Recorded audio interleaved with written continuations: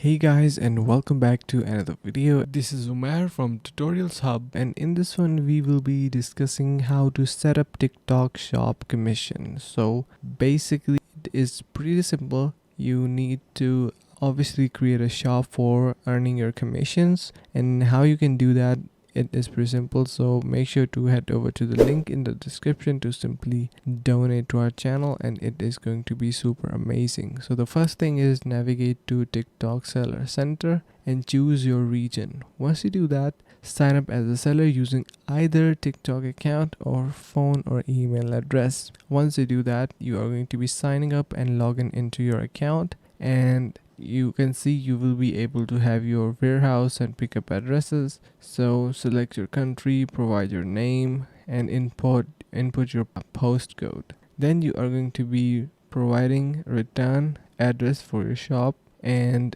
agree to relative terms and condition. So once you verify your documents and link your bank account, you will be able to apply for your commissions. So basically that is pretty simple on how you can actually do that. And make sure to comment down below if you learned something new, and let us know if you have any question. Also subscribe and head over to the link in the description to simply donate to our channel. Thank you so much for watching.